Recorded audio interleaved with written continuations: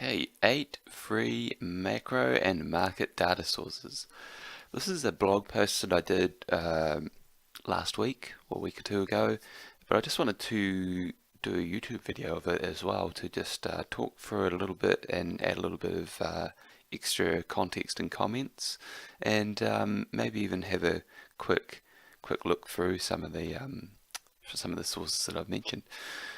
And yeah, as I wrote in the article, like, you know, my I use Thomson Reuters Datastream for the majority of my data needs. Part of the reason is because they've got a few particular series that, are unique to them, such as earnings estimates, which is, they've pretty much got the gold standard for that, the IBES data. The other thing is that their API or their refresh Excel add-in is quite efficient, so they actually have a lot of the data that's on some of these sites, but for me, being able to click refresh rather than go and visit a dozen different sites and download data and chop it into shape, I'm a one-man shop at the moment, so I have to be as efficient as possible. But I do actually make use of these websites as well, and from time to time, and certainly have in previous jobs, previously in my career, made use of many of these websites. So we'll start off with number one, the IMF World Economic Outlook database, and we'll just have a quick look at that. So this one, it's basically the data that's supporting, or sitting behind their World Economic Outlook report, which is a tremendous resource. But if you wanted to look up data on this by country, you basically click on that. The other one is by country group.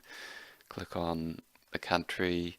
At the moment, it's got all of them. We'll clear it all. We'll just click, I don't know, we'll click Australia.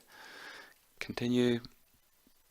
And then you could pick up something like GDP, GDP growth, constant prices, so real GDP growth, and all of this series only goes back to 1980, but they've got forecasts out to 2023, which is a big plus of using this service, this resource. And there you go, there goes the data. And number two is the World Bank Open Data. The World Bank, actually, they're pretty good because they collect a lot of data that some of these other ones don't have.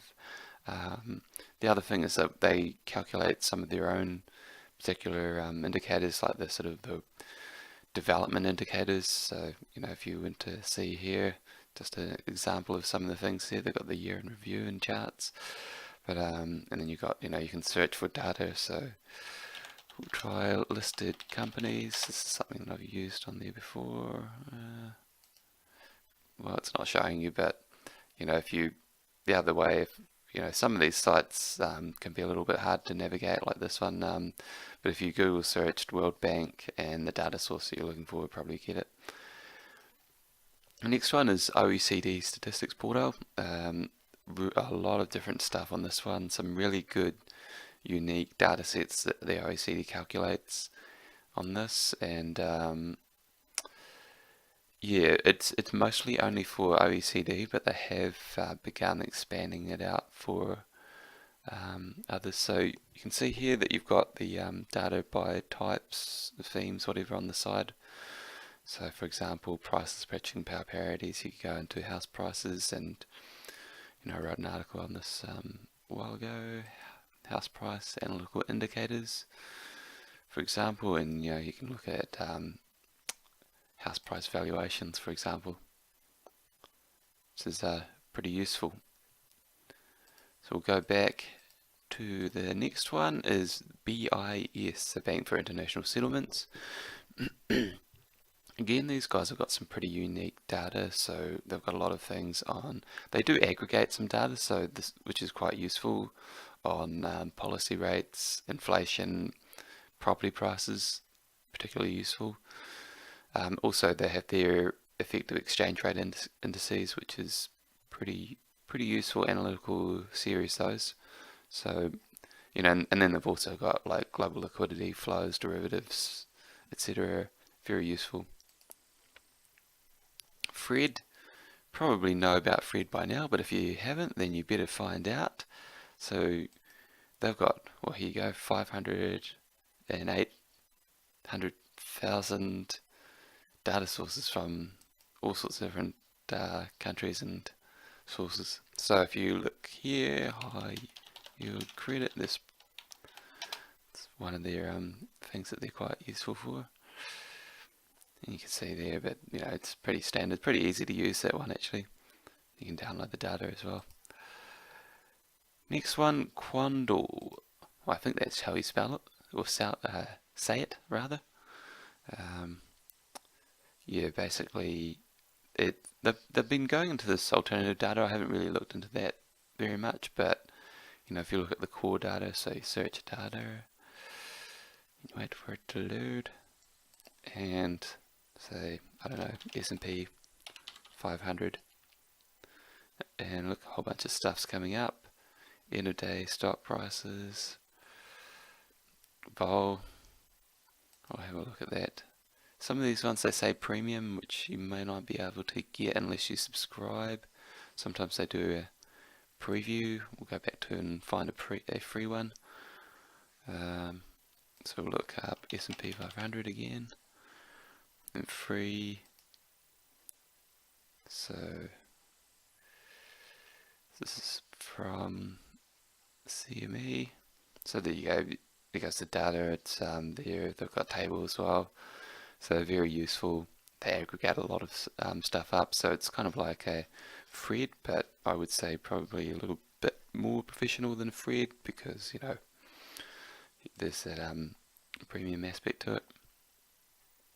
Shiller's S&P 500 data, number 7 on the list. So it's that there one. I won't click into it. I'll let you click into it. But basically, that's they've got. So Robert Shiller, he invented the CAPE, cyclically adjusted P/E ratio, and part of that research project that he did was collate a whole bunch of data on the S&P 500. So he's got S&P 500, treasuries, inflation, earnings, and dividend back to 1800, and he uses that to calculate the CAPE. But you can use it to calculate a bunch of other stuff as well, such as equity risk premium and rolling growth rates, etc., etc. And I mean, that's a staple resource for investment analysts, I would say. And then the last one on the list is investing.com. And the reason why I've included this one is because, if I'm ever using someone else's computer or away from my data sources, Reuters or whatever, Reuters, Bloomberg or whatever, I always go onto this one because it's got just about every market you would want to look at. It's got stocks, bonds, commodities, currencies, even economic data, and the calendar, and they've even got like the historical data there that you could actually look at and download or copy and paste. So I would say that it's probably one of the most useful sources actually just for staying on top of things. So for example, if we look at here, S&P 500 futures, so actually let's have a look at the US dollar index. Pretty topical one at the moment, depending on when you're looking at this. So I always like to go into the interactive chart. It's just my personal preference. Yeah, and you can log on and save your settings, but here we go. I'll have a look at daily here. So yeah, you can just look at that, and it's quite the charts are quite easy to manipulate, which makes it good for just checking out what's going on. You can see there we've had this new rally in the dollar, and you can look at the picture of it. And they've even got a whole bunch of overlays that you can put on, like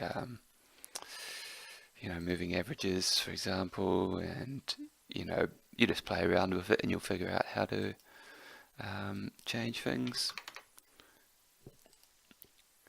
that's moving average on weekly, so this is on the daily. You can see there it's broken out above that. Very interesting. Anyway, that is about it, I would say, and that's the basic version of the charts there, and you just search there for whatever thing you want to look for. And yeah, that's the 8 free, totally free sources, except for Quandl's, we have to pay for a couple of them. And yeah, I mean, and as I mentioned here in the article, you know, part of being a market analyst or investment analyst is being resourceful and making the most of what you've got. So whether it's the free sources, whether it's the paid sources like I'm using, you know, you've just got to make the most of it and figure out how to get things and bring them together. And, you know, finding the data is only step one. I mean, you know, whether the data needs to be processed or not, but the second step is about, you know, presenting it and actually turning it into insights which are going to be able to empower more effective decisions.